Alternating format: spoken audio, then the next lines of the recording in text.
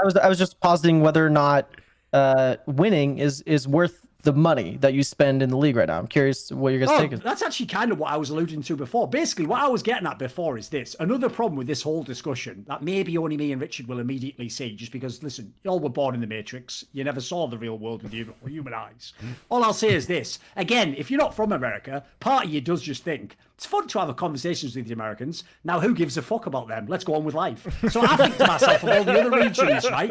So when I think to myself, if I'm an LPL team, the end goal, by the way, if I'm an LPL team, isn't to win Worlds. That is absolutely not. That would actually be considered like a bonus that would come with my main goal, which is be far and away the #1 LPL team, market to all of China, monetize all my fans, get all the sick deals, or everything, right? The problem with this, in my opinion, it's why I kind of alluded to it before, was why is LCS not even vaguely, at least publicly, messaging that that's what they're going for? My goal, if I'm Reginald, isn't win Worlds. It's that just by being #1 in North America, I'm the best, I'm the most profitable company in all of League of Legends esports. Or I then parlay that into my other esports ventures. Yeah, basically the end goal is just make money, isn't it? Like, just be successful and make money. So what I'm kind of getting to in that sense is, I don't think it is worth it, Danan. Like, basically, I think the only reason you try to win LCS is to then parlay it into the Worlds thing, and then this weird, like, cargo cult effect where it's like, but if I win Worlds, then I become SK Telecom. It's like, not really. I can see why that might seem like it made sense. I don't think it makes. Well, I don't think it matters if you win LCS. Really, I do take umbrage to this because, like, I never cared about LCS. Right? You have to remember that by the time LCS started, I was already casting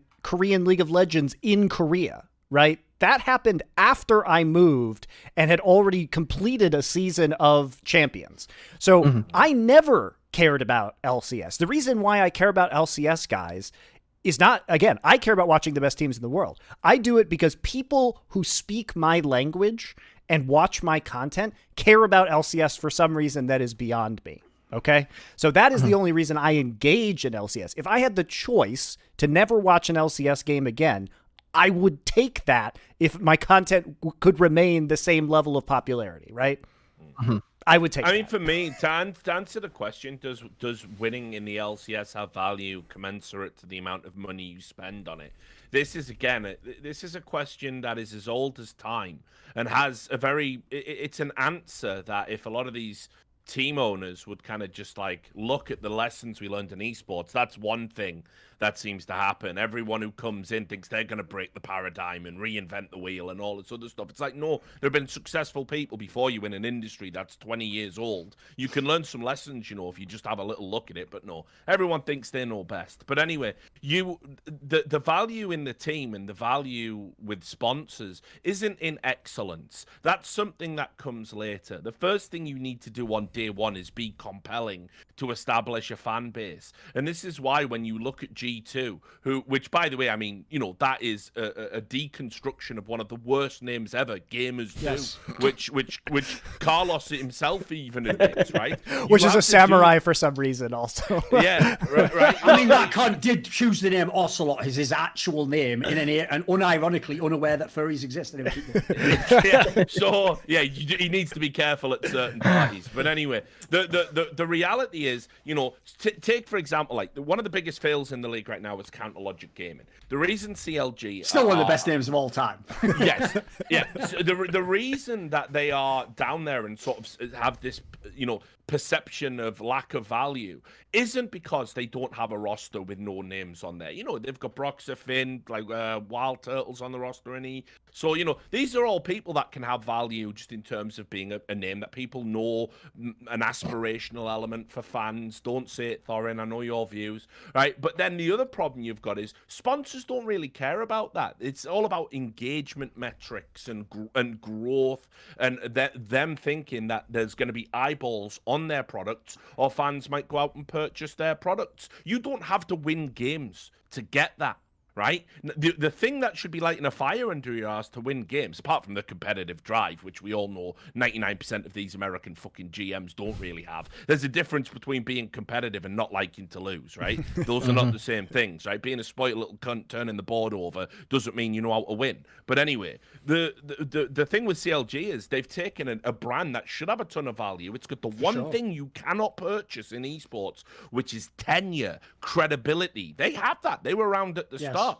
But they don't do anything with that because the people behind that org don't know how to leverage it. It's incompetence. That's the problem. And then when you're incompetent in the boardroom and incompetent on the server, that's the type of brand that disappears from, the thought process of the average esports fan. Why would you be a CLG fan now, say, over a Team Liquid, over EG back in That was the days? direction Dignitas was actually going for a long time, too. Yeah, and this is what I mean. Like, at least Dig sort of did a hard reset, and Dignitas have done reasonably well, in the league.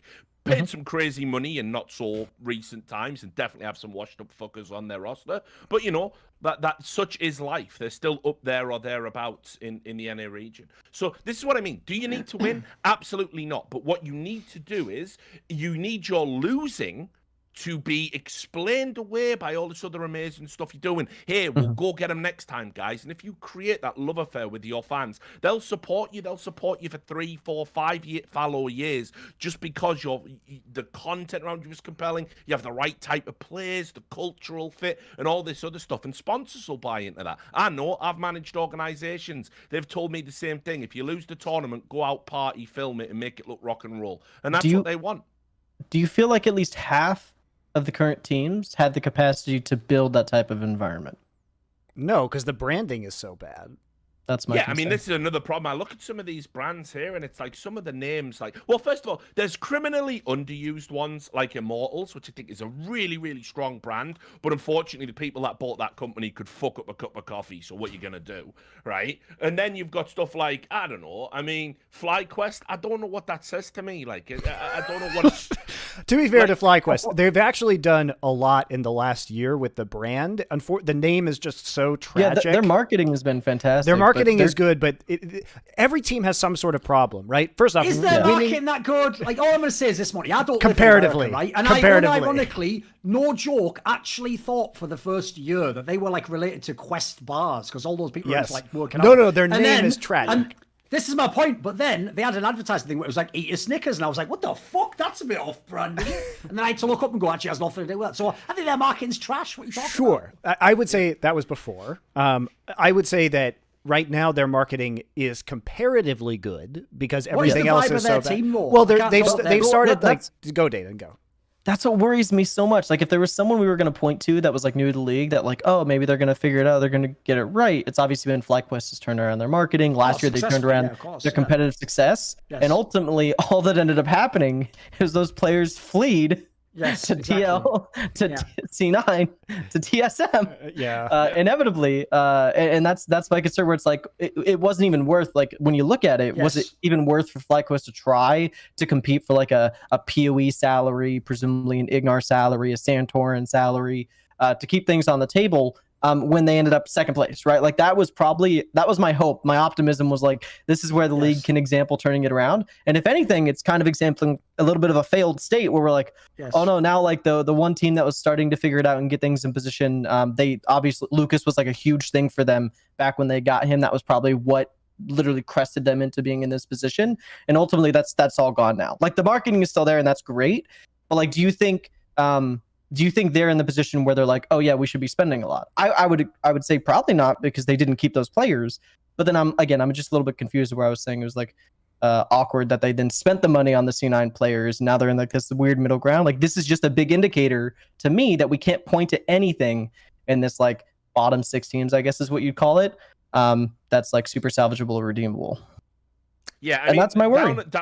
Down at the bottom of the LCS in North America, you have to say the top teams in that region actually they generally do kill it with branding, do kill it with sponsors, sometimes even kill it with content, and as a result, they'll always have a fan base and always be okay, even if for one split as an aberration they finished absolutely rock bottom.